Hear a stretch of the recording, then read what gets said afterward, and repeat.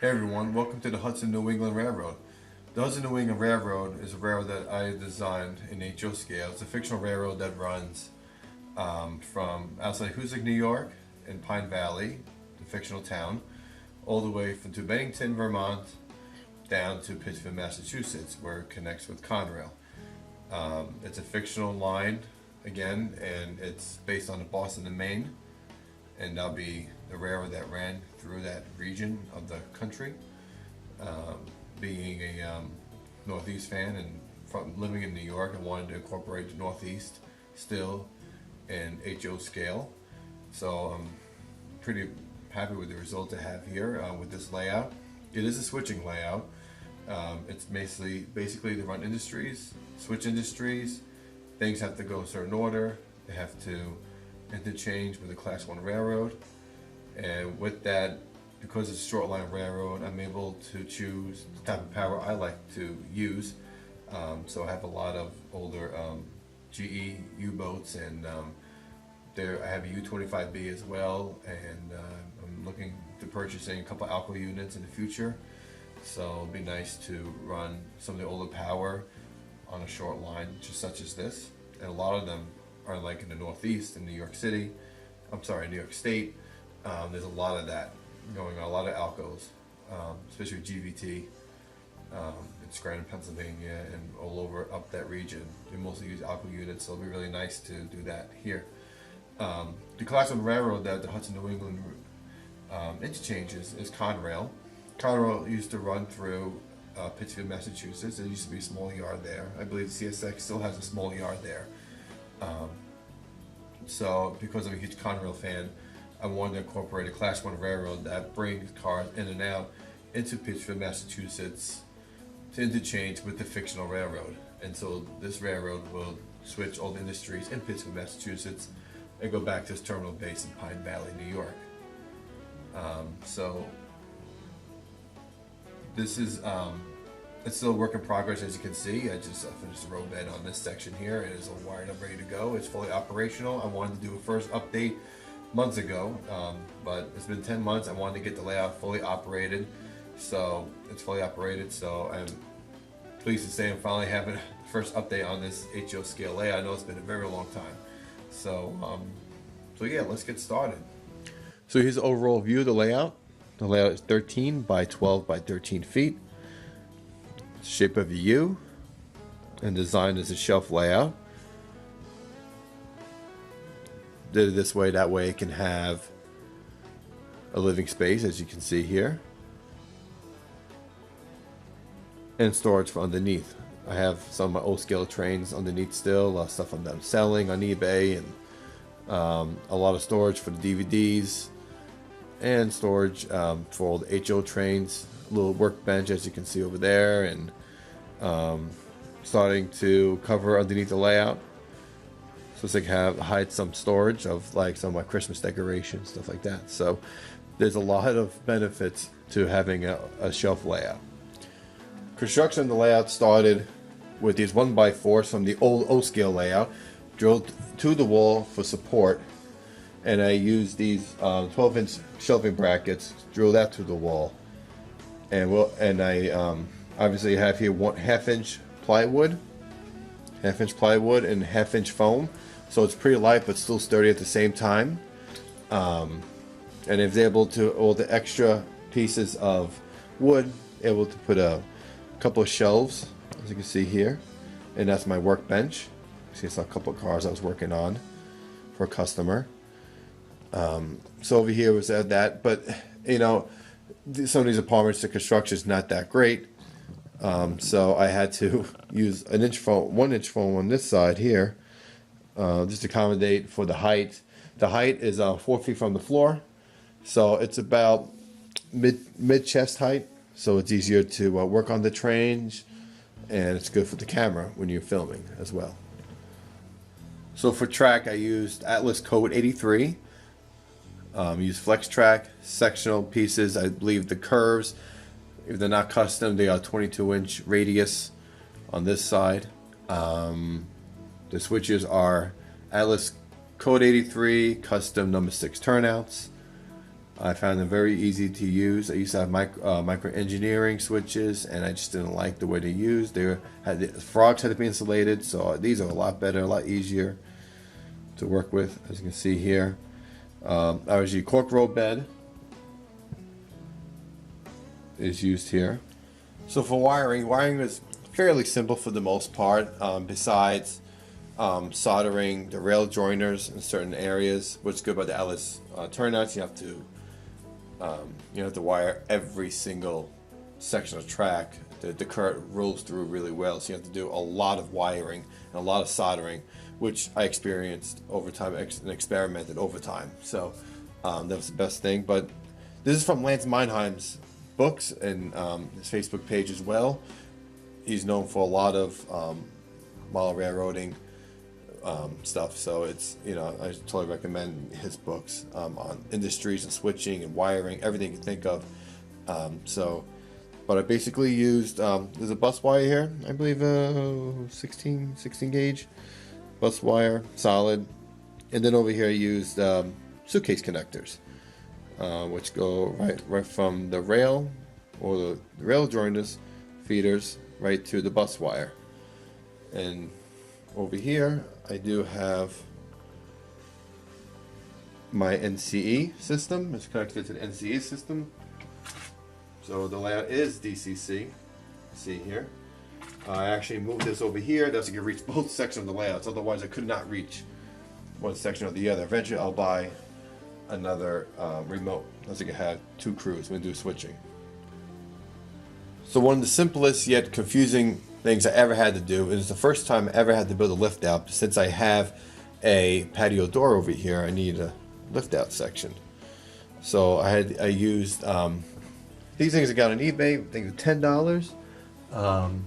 Gosh, I forgot the name. They're dual roll position something. I forget the name. If I can get the name, anybody needs it, just let me know. But basically, to bus wire to bus wire, feeder to feeder on each end of the track into the lift that I do in both sections, make sure the current is running all together the same way. And I was able to run the trains over to the other side using the lift out section. Okay, so scenery for the layout is, as you can see, it's still a work in progress. All these trees are from the old scale layout, and they actually fit really well here.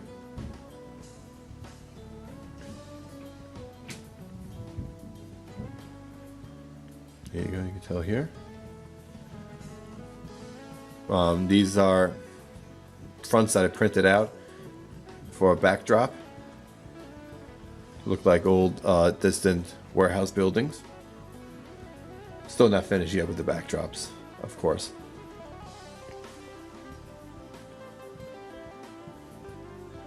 That's about the furthest scenery I've completed on this layout. Once I can afford more stuff, I believe I want to start weathering and all that stuff first, and then I can start doing more scenery and foliage and ballast and stuff like that next. So the equipment I'm currently running on this layout is, I like older power. The layout takes place between 1995 and 1998. That's towards the end of the Conroe, because I have a lot of different Conroe power, including SD70s and U-boats. So I wanted to include all that stuff. So it was really fun to it'll be really fun to run all different kind of power. And I figured due to the 90s, I wanted to use older GE and Alco power. So here's the first and only DCC engine I own right now, is the Bowser U25B 2576. Ironically, it's an ex-Conrail unit, ex-Erie Lackawanna. It's a beautiful paint scheme. It runs like a champ. Beautiful sounds, lock sound in it. So it runs the entire layout by itself, and eventually the other locomotives I will convert to DCC in the near future. That's where I can run some road freights and run some Conrail locomotives coming, make believe it's coming into the yard to drop off cars. So here is the beginning of Pine Valley, New York. In Pine Valley, New York, this is the main line. To the left, to the right, is the original engine facility. I am going to switch it around. I'm going to have the two industries way in the back down there. It's going to come over here in this section, and I'm going to put the engine terminal on the other side, opposite side of the layout. So the layout runs technically east, what do you call it, west to east, and east to west. And so here we're gonna go eastbound this way. And eastbound, we have here in Pine Valley 2 storage tracks, which stores all the cars for the entire layout.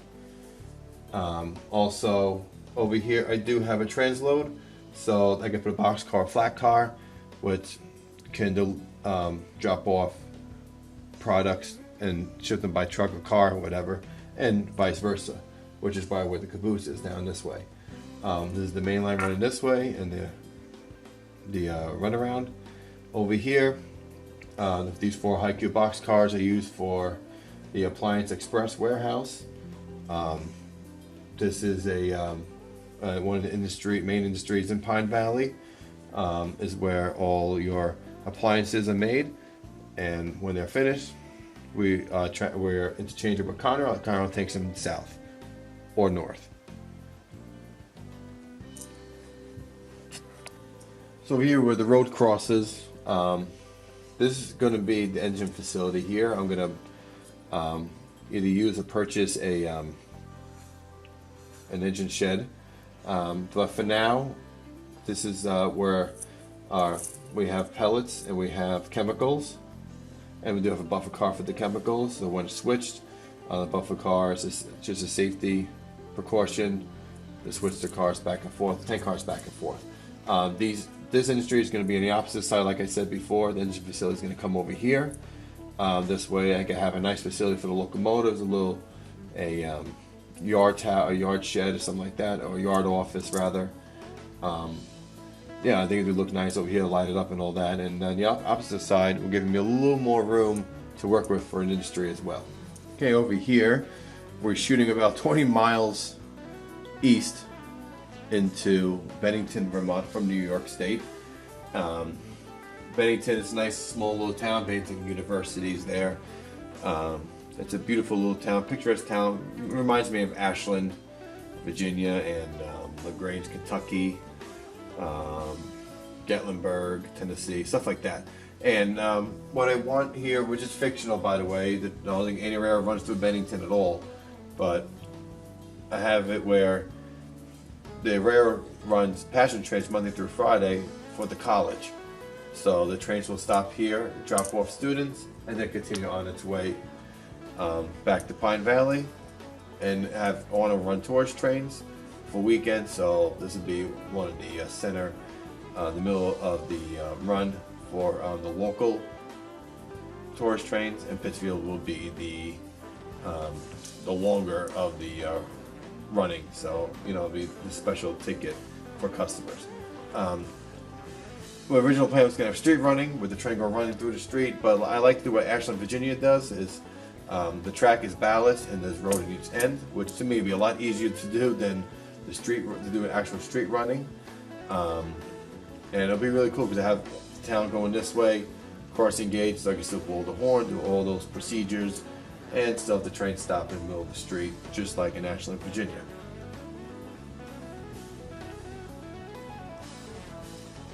So the next thing that's under construction as well, for scenery base, is the lift out section. This is still Vermont. It's a fictional thing, nothing to do with any particular location in Vermont. But eventually I'm going to put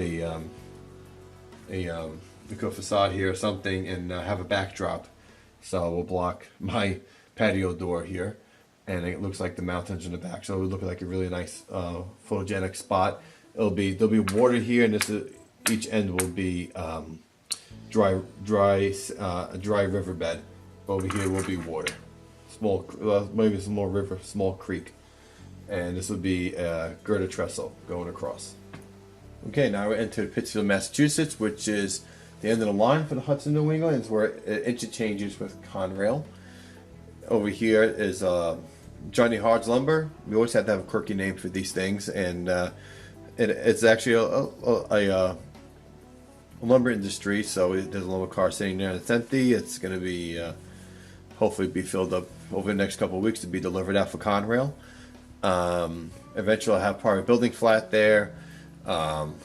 Shelves for the lumber and maybe a forklift and stuff like that, and eventually be a fence and a gate around the perimeter of the business itself, and probably for a gate for the tracks. And over here is the road. This is Industrial Avenue, which is one of the main roads that cuts through here because of all industries. Okay, the next industry is in Pittsfield, Massachusetts. We have a coil steel mill and scrap loads. The coil steel is delivered, and it's made. It actually makes all the parts for the appliances for Appliance Express. So I do have a Haiku box car in there that's being loaded at the moment. The next Pine Valley local will take that car, which is loaded with parts, and bring it into Pine Valley and switch out the empties for the loaded one. And the empties would go into storage or go back to Conrail to go and use for other purposes. The Haiku box cars in Pine Valley are strictly Hudson New England cars. I have to decal them, but they'll be used strictly for the railroad. And over here we do have scraps. All the scrap pieces that don't need aren't needed are recycled, and they're brought into this hopper cars, and they will be taken to Conrail, which will bring it to a plant to be recycled. This industry right here, unfortunately, not enough room for actual building to go this way. It may make it flat or something like that. But a lot of times when you do industries, you don't need something to represent something. You really don't need a full building that's there. But this is going to be a bakery. I believe it's called the New England Bakery. That's going to be the company, New England Bakery Company, something like that. But it's going to have a tank car and a wheat. A grain hopper, box car, and a refrigerator box car, which right now is being dropped off by Conrail as we speak. So there's another industry. Here's the bakery, so it's pretty cool. So moving right along this way, we have a tremendous, big industry, and this is the Bay Colony Brewery. Since it's in Massachusetts, figured called the Bay Colony. And with this one, there's multiple industries within this industry itself. So I do have, they do make their own bottles. So I do have cars for sand and glass, for the mixtures here, the chemicals for the to make the glass. The box car is for parts and for other things to make the glass. And the gondola car down here is actually the wood to make the different kind of beers for the flavors, smoke flavors. So the main line runs through right here. Okay, the Illinois Central represents the Hudson New England Railroad. The Conrail train represents the Conrail interchange. This is all Route 98 territory. This is all inside the Hudson New England Rail Yard. That is not Conrail's rail yard.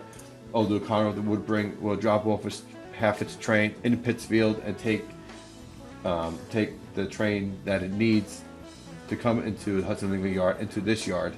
So this Conrail train will drop off the two reefers and the box car, and the locomotive will run around and hook back to their train and take it to wherever the rest of its journey. So in the foreground here is the runaround track for Conrail. This is their yard track. This is the Hudson New England main line. This is the Hudson New England runaround. Okay, so going back to the brewery here. This is this part here is where everything, so the other parts of the industry where everything's made, the chemical stuff. This section here is where the actual products for the beer is really made. So we do have a wheat car, grain hopper, and a tank car. And again, the reefer and the box car will be delivered to over here. The box car has cardboard and all different kind of stuff to hold the beer in. So if you want a 6-pack or 8-pack, plastics, all that stuff, they're in that boxcar right now, about to be delivered. And the reefer car is empty, but when the beer is ready to go, we'll go into the reefer car, and Conroe will take it back, and it will take it wherever it's needed to go, to any of the supermarkets or the bars. So we have that industry here. There's the big industry and the layout for a big variety of rolling stock to switch out. So it'll be a lot of fun when, once I start doing real operations. This track here is maintenance of way equipment.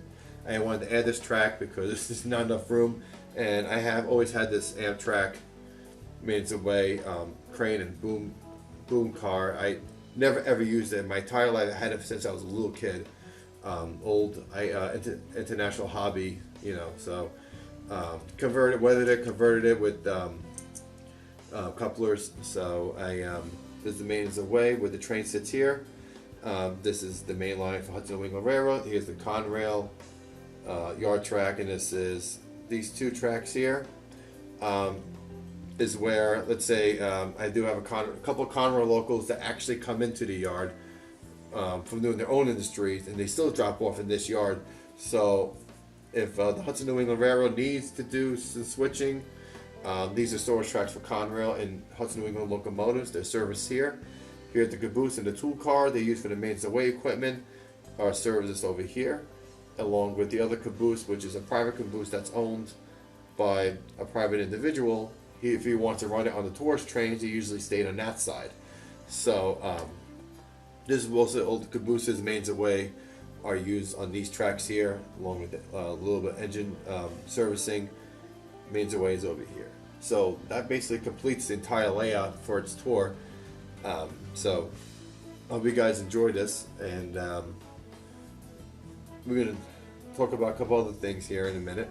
But this is it. This is really cool. It was really fun to build this, and I can't wait to really start doing videos on operation. Okay, I hope you enjoyed the tour of the layout, and some future stuff that I have planned for this layout. I'm gonna weather the track. That's the next step. Weather the track, and I do have a little issue here with the trains cruising down this way by itself. So I need to lift this board up a little bit, balance it out that way. The cars can stay still and not roll all over the place. And then after that, we'll be hooking up these caboose industry switch stands. A lot easier to work with those things. Then after weathering that, the next step will be to do some scenery, ballasting, and then obviously working on scratch building some of these industries, and that'll be it for the most part. So just really scenery, ballasting, and weathering, and the next step after that will probably be converting some of these diesel locomotives to DCC, and like to purchase one more locomotive hopefully by next year. And purchase another remote fit, the NCE system, so I can run. I got 2 crews running this layout. We're gonna bring a couple buddies of mine. We can just hang out, have a couple of drinks, and just switch the layout. It'll be really cool. So, so that pretty wraps up the first update. Sorry again, it took so long to do a first update. Every time I got something done, it's like, all right, time to update it. No, kept pushing and pushing. Never had time to really do a full video. So it's probably when life gets in the way, So really appreciate everybody's support and patience, and have a great layout. There it goes. See you later. Take care.